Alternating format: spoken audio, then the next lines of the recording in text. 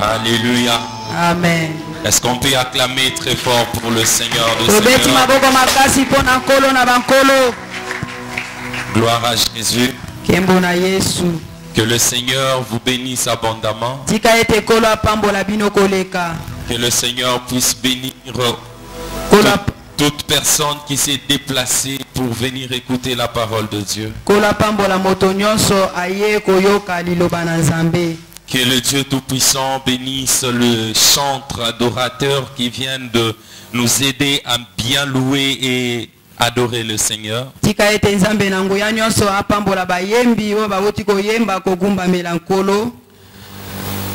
avant de commencer, je ne manquerai pas de remercier le bishop Roger Dikwenda pour cette marque de confiance. Je remercie de même le pasteur Antoine Mbo ainsi que tout le conseil de l'église. Amen. Amen. Je te bénis aussi, toi qui es venu pour écouter la parole du Seigneur ce matin. Le thème que je m'en vais nous proposer ce matin est intitulé Les disciples de Christ. Les disciples de Christ. Amen. Amen. Alléluia. Amen. C'est le thème que nous allons partager. Nous allons trouver notre lecture dans les livres de Actes des Apôtres. Chapitre 11, verset 26. Actes chapitre 11, verset 26. Il est écrit: et l'ayant trouvé, il amena à Antioche pendant toute une année. Ils se réunirent aux assemblées de l'église et ils enseignèrent beaucoup de personnes. Ce fit à Antioche que pour la première fois les disciples furent appelés chrétiens. Amen. Amen. Alléluia. Amen. Les disciples de Christ. Du coup, une question se pose. C'est qui un disciple? C'est qui un disciple de Christ? Disciple veut dire quoi? Pour que vous puissiez comprendre qui est un disciple de Christ, il faut commencer d'abord par comprendre disciple. D'abord, ça veut dire quoi? Être un disciple, c'est quoi?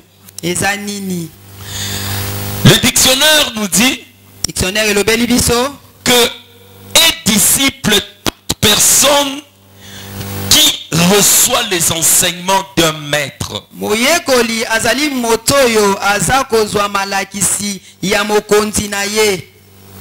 Toute personne qui reçoit les enseignements d'un maître est appelée disciple. S'il y a une personne qui vous enseigne dans un domaine, vous êtes disciple de cette personne. Vous êtes disciple de celui-là. Parce qu'il vous communique une connaissance. Il vous communique de capacité. Amen. Amen. Je veux que nous puissions être ici. C'est ça un disciple. Un élève. Une personne qui apprend. Une personne qui a un maître qui est comme référence pour elle. On ne peut pas être disciple tout en étant désordonné. Si tu es un disciple, tu communiques déjà l'image de ton maître auprès d'autres personnes. Voilà pourquoi la Bible, dans ces passages que nous venons de lire dans Actes chapitre 11,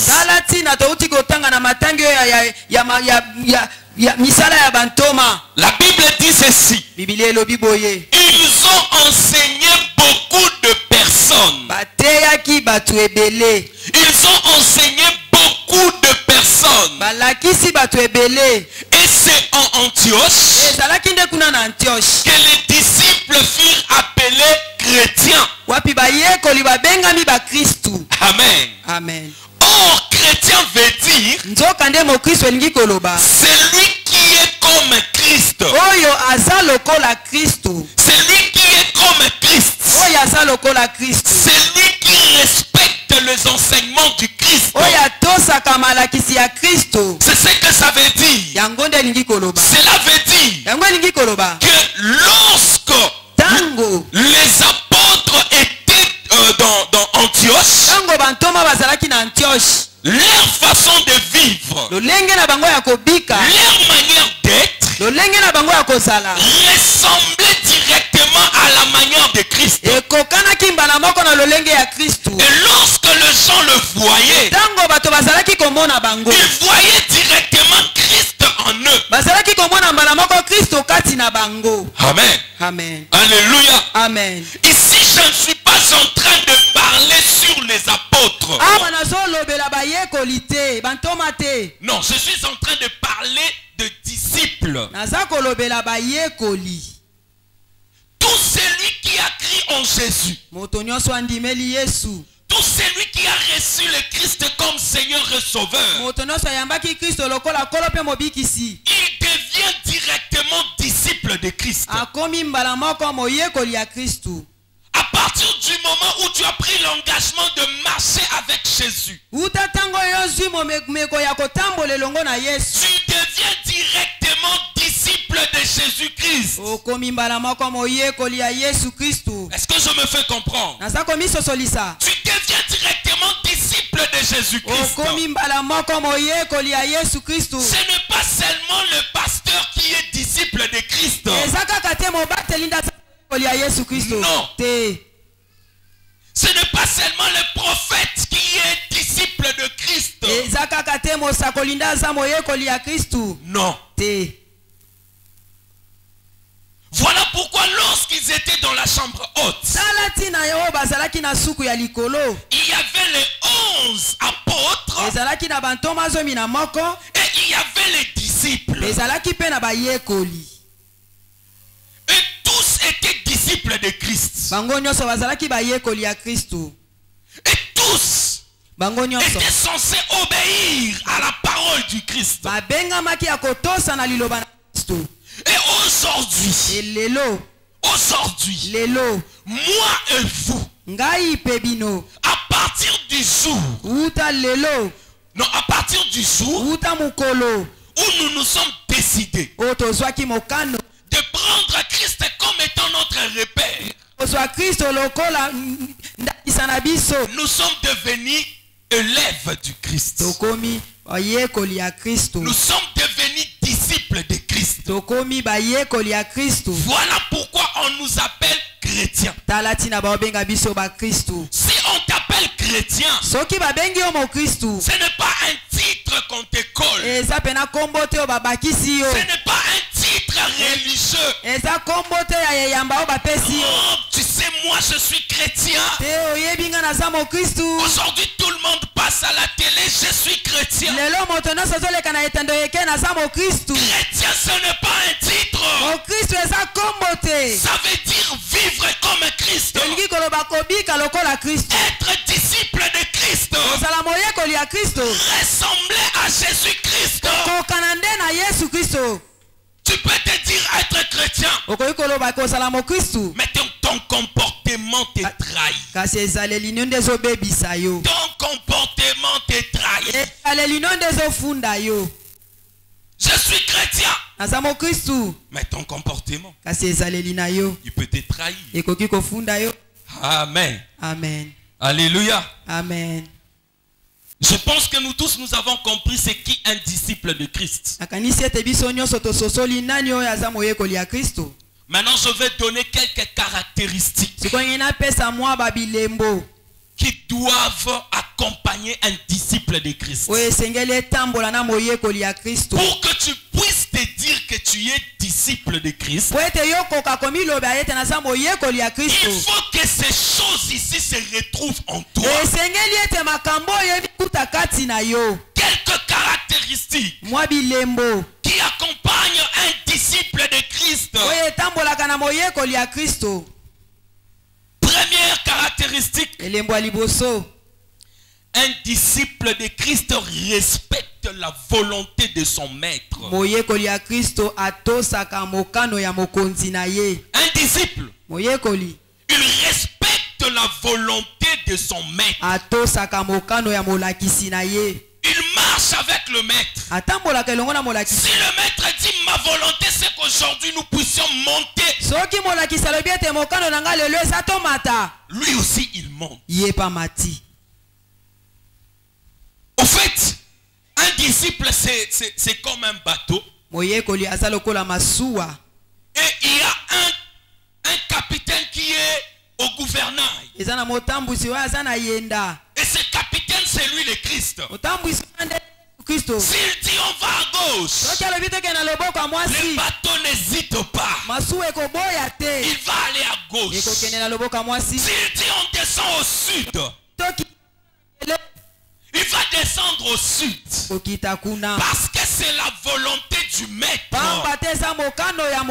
C'est la volonté du Christ. Alléluia. Amen. C'est la volonté du Christ. On va nous aider avec avec la lecture dans Matthieu chapitre 7, le verset 21. Matthieu 7, 21. Que nous dit la Bible? Matthieu 7, 21. Bon, je vais lire et puis vous allez préparer Proverbe chapitre 4, verset 2. Matthieu 7, 21. La Bible dit: ceux qui me disent Seigneur, Seigneur, n'entreront pas tous dans le royaume des cieux, mais celui-là seul qui fait la volonté de mon Père qui est dans le ciel. Alléluia. Amen. Tous ceux qui viennent à l'église, ne vous trompez pas, n'entreront pas tous dans le royaume des cieux. Vous pensez que tout celui qui est venu à l'église ici est venu prier? Amen. Amen. Tout celui qui est venu à l'église est venu prier? Je ne crois pas. Parce que la Bible me dit ceci: le Seigneur était avec ses enfants, mais le diable aussi vient parmi eux. Alléluia. Amen. Le diable s'est introduit. Lorsque le Seigneur est en train de parler avec ses enfants, lui aussi il est venu. Il est venu parmi eux. Je vous dis, frères et sœurs, attention, tout celui qui vient à l'église ne vient pas prier. Voilà pourquoi le Seigneur Jésus a dit: ce n'est pas tout celui qui me dit Seigneur, Seigneur qui entrera dans le royaume des cieux, mais celui qui entrera dans le royaume de Dieu, c'est seulement celui qui respecte la volonté du Père. Celui qui respecte la volonté du Père, c'est celui-là qui héritera le royaume des cieux. Disciple de Christ, apprends à respecter la volonté de Dieu. Apprends à marcher selon la volonté de Dieu. Alléluia. Amen. Si tu ne marches marches pas selon la volonté de Dieu, là tu n'es plus disciple de Christ. Le Christ, la volonté de Dieu dit ne t'enivre pas. Mais toi tu es le premier à t'enivrer.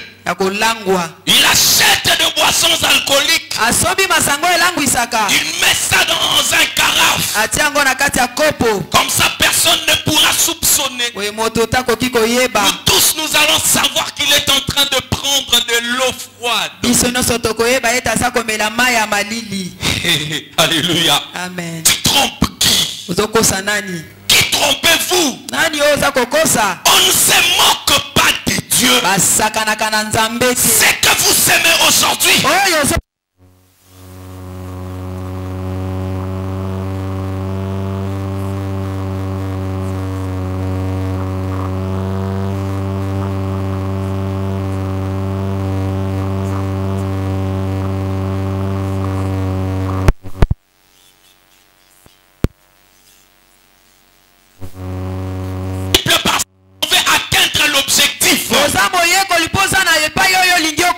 L'objectif c'est entrer dans le royaume des cieux.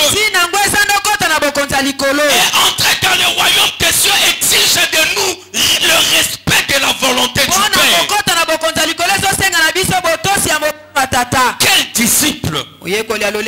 Un disciple désordonné. Un disciple qui ne sait pas respecter la parole de son maître. Alléluia. Amen. Alléluia. Amen. Deuxième caractéristique. Les disciples gardent toujours les enseignements de son maître. Ils gardent toujours les enseignements de son maître. Proverbe chapitre 4, le verset 2. Proverbe chapitre 4, verset 2. Oui. Donne des bons conseils. Ne rejetez pas mon enseignement. Car je vous donne de bons conseils. Notre maître, qui est Jésus-Christ, nous donne toujours de bons conseils. Aimez-vous les uns les autres. C'est un bon conseil. Tu aimeras l'Éternel ton Dieu de toutes tes forces, de toute ton intelligence, de tout ton cœur. Ça c'est un bon conseil. Il dit, ne rejetez, car je vous donne de bons conseils. Ne rejetez pas mon enseignement. Ne rejetez pas mon enseignement. Vous ne devez pas rejeter les enseignements du maître. Amen. Amen. Maintenant quand toi tu te promènes chaque jour, quel est ton soubassement? Je lis un jour dans la littérature, il y avait un maître qui avait dit à ses disciples, il leur dit ceci: buvez du bon vin, faites de la bonne science, et moquez-vous du reste. Un maître humain, il donne cet enseignement. Ses disciples restent fidèles à son enseignement. Le vin leur tuait. Ça leur tuait. Ça donnait du cancer. Mais ils ont dit, notre maître nous a dit, buvez, faites de la science. Maintenant ici nous, notre maître à nous, il nous dit, ne rejetez pas mes conseils. Ne rejetez pas mes conseils. Mais vous oubliez les conseils du maître. Vous oubliez des conseils du maître. Attention bien-aimé. Attention bien-aimé. Alléluia. Amen. Amen. Notre maître qui est Christ, Notre maître, il nous donne de bons conseils. Des conseils que nous ne devons pas négliger. Les conseils du Christ feront de toi un homme riche. Les conseils du Christ feront de toi un homme prospère. Les conseils du Christ te donneront un mariage stable. Les conseils du Christ te donnera de la promotion. Les conseils du Christ changera toute ta vie. Ne néglige pas les conseils du maître. Garde les enseignements de Jésus-Christ. Garde les enseignements de Christ. Pour que tu sois meilleur. Pour que tu sois meilleur. Alléluia. Amen. Alléluia. Amen. Il y a des gens qui préfèrent suivre les enseignements de son oncle. Il aime plus les enseignements de son oncle. Tu sais, si tu entres dans ta maison pour la première fois,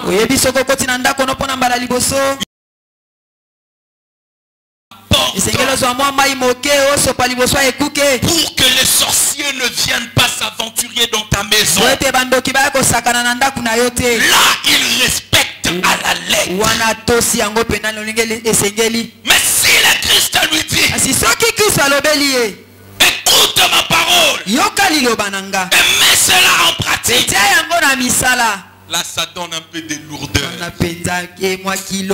Ah. Qu'est-ce qu'il dit que si je bois seulement une bouteille, j'ai péché? Comment ça s'est justifié? Comment ça s'est justifié? Et d'ailleurs, la Bible a dit un peu de vin. Un peu de vin. Et ce papa-là d'ailleurs, je ne le prends pas comme mon mari, hein, c'est quelqu'un qui m'aide seulement. Non, il m'aide, il est là seulement. Une femme me disait, pasteur, ce monsieur-là, c'est un homme marié, je sais. Mais c'est le Seigneur qui lui a envoyé pour qu'il puisse m'aider avec mes difficultés. Quel Seigneur! Quel Dieu! Dieu peut permettre que toi tu puisses être l'objet de la destruction d'un couple. Ça c'est un Dieu de la main de Dieu. Le Dieu de la main de Dieu. On le prêche seulement à la main de Dieu. Mais ici, non, c'est faux. C'est le diable qui t'a établi devant le couple pour que tu puisses détruire un couple. Attention bien-aimé, les enseignements du Christ, c'est le plus important. La Bible dit, la Bible nous dit que la foi vient de ce qu'on entend. Et ce qu'on entend, c'est la parole de Christ. C'est la parole du Christ. Ce qu'on doit entendre. Ne donne pas ton oreille à n'importe quel enseignement. Amen. Amen. Troisième caractéristique. Un bon disciple, il n'a pas honte de parler de Christ devant le monde. Il n'a pas honte de parler du nom de Jésus devant le monde entier. Il n'a pas honte de parler de Christ parce que Christ c'est son maître. Moi, même si tu me prends, tu me jettes dans une boîte de nuit, je vais parler de Jésus-Christ. Je vais parler de Jésus-Christ. Même si personne ne veut m'entendre,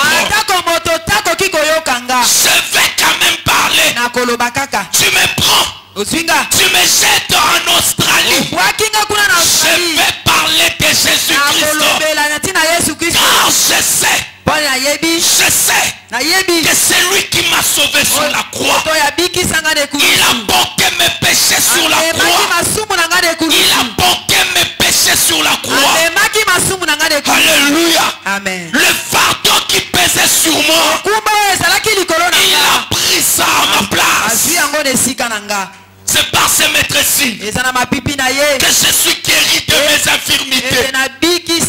Je peux tomber malade, mais lorsque j'invoque Jésus, il descend, il me guérit de la maladie. Je lui demande et il me répond. Je n'aurai jamais honte de parler de lui. Un bon disciple n'aura jamais honte de parler de Jésus. Amen. Amen. Aujourd'hui, le monde est en envers. On prend de valeurs pour ce qui est valeur, ce ne sont plus de valeurs, ça devient des anti-valeurs. Une fille bien éduquée, une fille bien éduquée qui a gardé sa virginité jusqu'à 25 ans, elle a honte de dire à d'autres filles qu'elle est vierge. Elles vont se moquer de moi. Elles vont se moquer de moi. Non, plutôt c'est à toi de te moquer d'eux. Parce que toi tu as respecté la parole de ton maître. Toi tu as encore de la valeur. Amen. Amen. Vous verrez aujourd'hui, au lieu que ceux qui ont de la valeur puissent enseigner ceux qui ont des anti-valeurs. Mais ce sont ceux-là qui ont des anti-valeurs qui veulent enseigner les gens remplis de valeurs. Amen. Amen. Yope, salamwa kopos moi là. Yaka kope saimi. Amen. Amen. Yaka kope. Mais après ça, c'est la prison qui t'attend. La prison va t'attendre. Et ça là, il y a kope. Je me rappelle d'un monsieur qui pleurait. Il disait, ce n'était pas mon intention. Je me gardais, je me suis réservé tout le temps pour le Seigneur. Mais mes amis m'ont présenté une femme. Ils m'ont encouragé d'aborder la fille. J'ai abordé la fille. Et aujourd'hui j'ai le sida. Une seule fois. Et pour la toute première fois, il a contracté le sida. Amen. Amen. Faites attention. Si vous avez de valeurs, gardez vos valeurs pour la gloire de notre Seigneur. N'ayez pas honte de parler de Jésus-Christ en public. Marc chapitre 8 verset 38, la Bible dit. Marc 8 38. Car quiconque aura honte de moi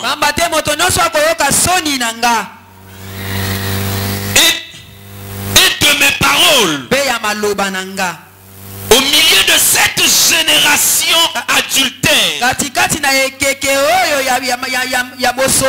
et pécheresse, le Fils de l'homme aura aussi honte de lui quand il viendra dans la gloire du Père avec les saints anges. Si vous avez honte de Jésus aujourd'hui, lui aussi il aura honte de toi demain. Quand il viendra dans la gloire du Père, il aura honte de vous. Il dira, loin de moi. Vous avez eu honte de parler de moi. Vous avez eu honte d'évangéliser. Vous avez eu honte de mieux vous tenir pour la gloire de Dieu. N'ayons jamais honte de notre Seigneur. Amen. Amen. Est-ce que quelqu'un me comprend? Quelqu'un me comprend? Gloire à Jésus. Quatrième caractéristique. Un bon disciple, il veille sur l'avancement de l'œuvre de Dieu. Il veille sur l'avancement de l'œuvre de Dieu. Trouvez-moi 2 Chroniques chapitre 29, le verset 3 jusqu'au verset 9. 2 Chroniques chapitre 29, verset 3 au verset 9. Verset 3 au verset 9. Oui. La première année de son règne, au premier roi, qu'elle puisse lire et puis on va lisez. Il ouvrit les portes de la maison de l'Éternel et il les répara. Il fit venir les sacrificateurs et les Lévites qu'il assembla dans la place orientale et il leur dit: écoutez-moi, Lévites, maintenant sanctifiez-vous, sanctifiez la maison de l'Éternel, le Dieu de vos pères, et mettez ce qui est impur hors du sanctuaire. Car nos pères ont péché, ils ont fait ce qui est mal aux yeux de l'Éternel, notre Dieu. Ils l'ont abandonné, ils ont détourné leur regard du tabernacle de l'Éternel et lui ont tourné le dos. Ils ont même fermé les portes du portique et éteint les lampes, et ils n'ont offert au Dieu d'Israël ni parfum, ni holocauste dans le sanctuaire. Aussi la colère de l'Éternel a été sur Juda et sur Jérusalem, et il les a livrés au trouble, à la désolation et à la moquerie, comme vous le voyez de vos yeux. Et voici à cause de cela nos pères sont tombés par l'épée, et nos fils, nos filles, nos femmes sont en captivité. Amen. Amen. Alléluia. Amen. Ici c'est le roi Ézéchias. Lorsqu'il a pris le règne du royaume de Juda, la première des choses, ce n'est pas en vain que la Bible est en train de préciser. La Bible dit ceci. La Bible dit dans le verset 3, la première année de son règne, au premier mois. Alléluia. Amen. C'est pas en vain. Cela veut dire que dès le premier jour où il devint roi, puisqu'il était disciple du Seigneur, il s'est soucié directement du temple de l'Éternel. Le temple était fermé. Les Lévites étaient dispersés. Il s'est dit que notre nation ne peut pas grandir si l'honneur de l'Éternel n'est pas rétabli. Bien-aimé, si vous n'honorez pas Dieu, si vous ne prenez pas le fardeau de l'œuvre de Dieu, vous n'irez pas de l'avant. Je vous le dis vrai. Vous n'irez pas de l'avant. Quand vous allez prier, vous allez dire quoi à Dieu? Parce que Ézéchias, lorsqu'il a prié, il était face au mur. Il a dit: Éternel, souviens-toi de moi. Souviens-toi de moi. Le premier mois de ma première année, j'ai ouvert le temple de l'Éternel. J'ai ramené les Lévites dans le temple. Et à cause de cela, Dieu lui a ajouté 15 ans de vie. 15 ans de vie. Bien-aimés frères et sœurs, l'œuvre de Dieu que vous voyez, l'église n'a pas de lampe. Ça ne vous dit rien. L'église ne paye pas les loyers. Ça ne vous dit rien. L'église manque même de quoi s'acheter un micro. Ça ne vous dit rien. Les offrandes dans l'église. Non, les offrandes. Ça ne vous dit rien. Vous ne donnez pas même les offrandes. Payons même les transports pour les hommes de Dieu. Ça ne vous dit rien.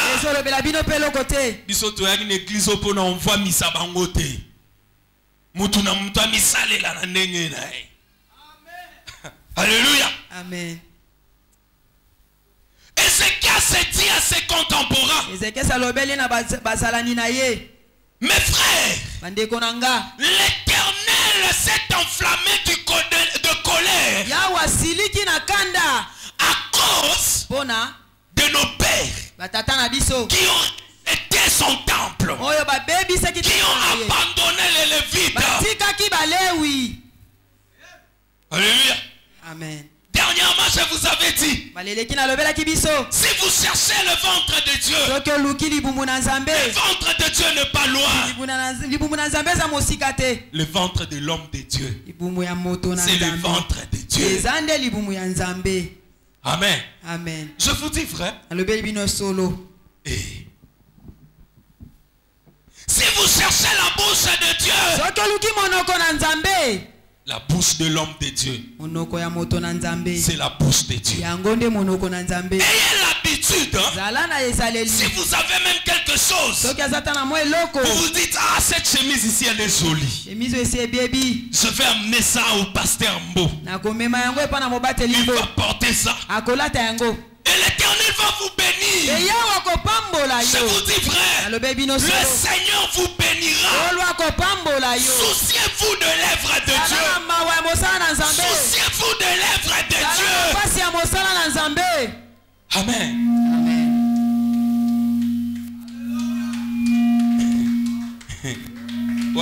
Voilà balobi azangi sakabiloko yote.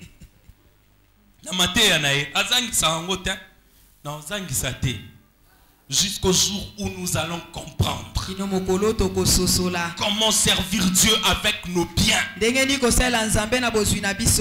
Comment pourrais-je te dire que tu seras béni si je ne te dis pas comment faire pour être béni? Si vous savez servir Dieu avec vos biens, même si personne ne vient t'imposer la main, Dieu t'a déjà imposé sa main. Tu prends ta chemise, tu donnes au missionnaire, il porte, il vient ici, il prêche, il transpire sur cette chemise. Même s'il ne t'a pas imposé la main, Dieu t'a déjà imposé la main. Dieu t'a déjà imposé la main. Je vous dis, frère, alléluia. Amen. Alléluia. Amen.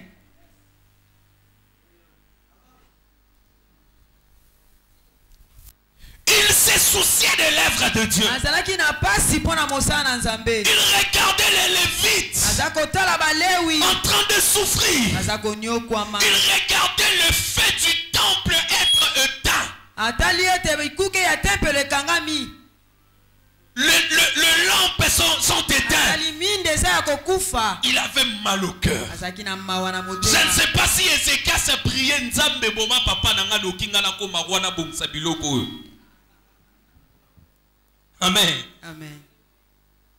Nakoma wana bongisa. Parce que la Bible le dit bien. Le premier mois de sa première année, il a tout rétabli. Tout rétabli. L'autel du Seigneur était rétabli. Le souci de l'œuvre de Dieu. Le souci de l'œuvre de Dieu. Agé dit ceci: L'œuvre de ma maison est détruite. Et vous êtes dans vos maisons lambrissées. Vos bénédictions, vous les mettrez dans des poches trouées. Voilà pourquoi lorsque tu gagnes de l'argent, tu te retrouves que tu n'as rien fait avec cet argent. Et l'argent est parti. Qu'est-ce que je fais avec cet argent? Biloko est commissaire, hein? Te biloko est commissaire te. Mbongo est continué na poche à ma doucou. Et quoi ignonso? Nzamba sali recouvrement forcé. Amen. Amen. Vous savez, il y avait un papa. On demande à l'église l'argent pour acheter des tôles. Ce papa avait $200 dans sa maison.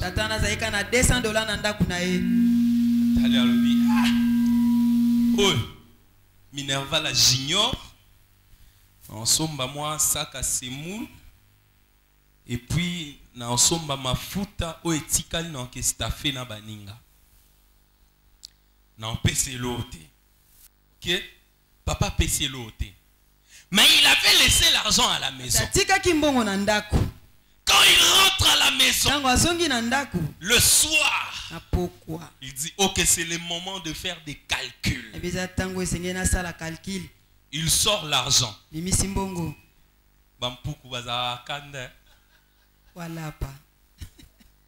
Na place, il y a $100. Pourquoi lier place, il y a €2. Atiki 1. Et comme $1. Amen. Allez place à zéro mi balewana. Atiki 1. Papa va dire réfléchir. Abiba senga ki en église soki atana pesaki. Nzamba sali recouvrement. Wana ba serviteur a nzambe nzamba tindi bango. Bampuku bakoma ba serviteur a nzambe. Amen. Est-ce que nous pouvons acclamer pour le Seigneur?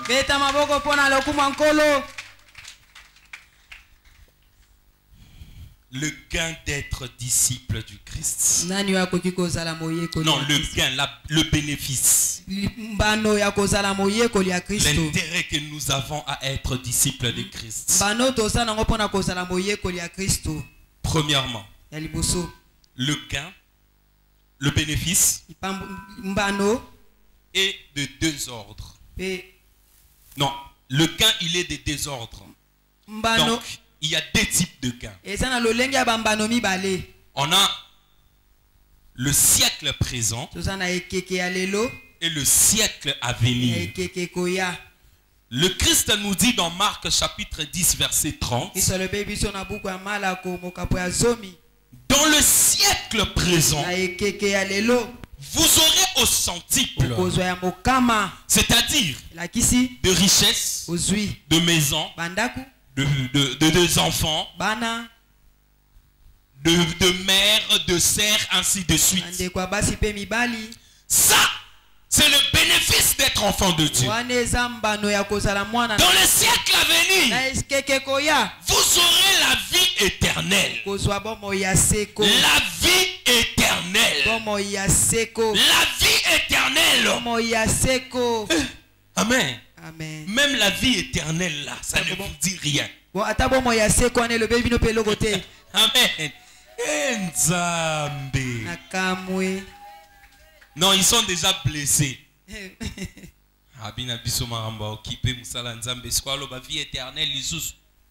Oui.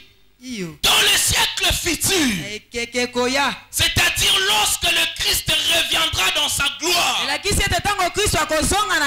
soit lorsque l'enlèvement viendra, nous serons enlevés, nous aurons la vie éternelle, nous vivrons dans la gloire avec Christ, nous serons près de Christ, nous le verrons face à face dans le siècle futur.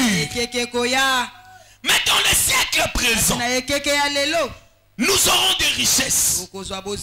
Non, il n'est pas dit que un enfant de Dieu doit être pauvre. Puisque tu es enfant de Dieu, tu dois avoir une vie de médiocrité. Non. Notre Dieu, c'est lui le maître de toutes choses. La Bible dit que l'or et l'argent appartient à notre Dieu. Appartient à notre Dieu. Cela veut dire que si tu as besoin d'or, Dieu va te le donner. Si tu as besoin de l'argent, Dieu va te le donner. Parce que tu es disciple. Parce que tu es son enfant. Parce que tu es son élève. Même si tu es devant des obstacles, il y a un homme. Il s'appelle Jésus. Il s'appelle Jésus. Il s'appelle Jésus. Lorsqu'il entre dans ta vie, les ennemis tremblent. Les ennemis tremblent. Ils tomberont tous. Et ils sauront. Ils connaîtront que l'Éternel est le vrai Dieu. L'Éternel est le vrai Dieu.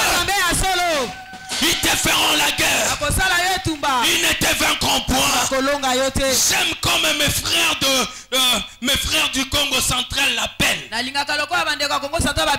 Il appelle Zengamambu. Il arrête tout le problème.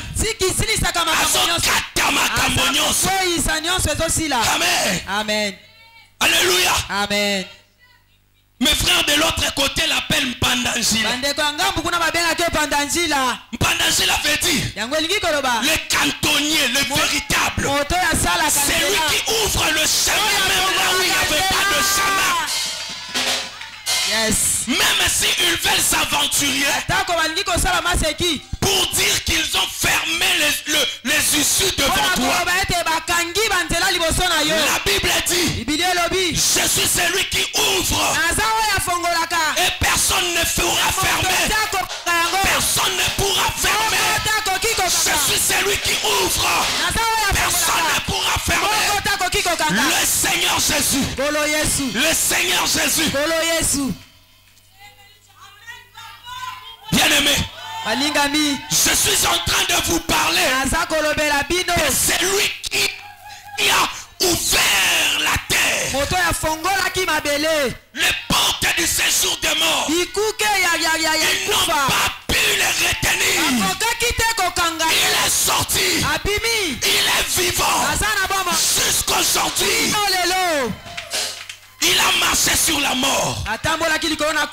Il a marché sur la maladie. La Bible dit, à cause de lui, le châtiment qui nous donne la paix est tombé sur ses épaules. Le châtiment est tombé sur lui. Il est le Dieu vivant. Il est le vainqueur de la mort. Il est le roi de rois. Il est le lion de la tribu de Juda. Il est le lion de la tribu de Juda. Amen. Amen. Nous pouvons acclamer très fort pour le roi de rois. Alléluia. On peut nous aider avec ces cantiques. Ces cantiques veut dire ceci. Cet homme de Jésus, il est celui qui peut tout faire. Il guérit les maladies. Il ressuscite les morts. Il remet à la vie ce qui était déjà mort. Même si tu es bien et tu es déjà enterré, le Seigneur le remènera à la vie. Le Seigneur le remènera à la vie. Si Lazare était ressuscité le 4e jour, tes richesses, ton mariage pourra aussi ressusciter. Parce que l'Éternel est notre Dieu. Est-ce qu'on peut s'élever? On peut s'élever là où nous sommes.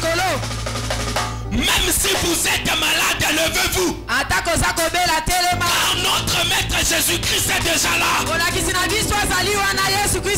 Notre maître Jésus-Christ est là. Oh, Rabo Sekabababas. Yenda Sakababo Shindereke Santara Baba.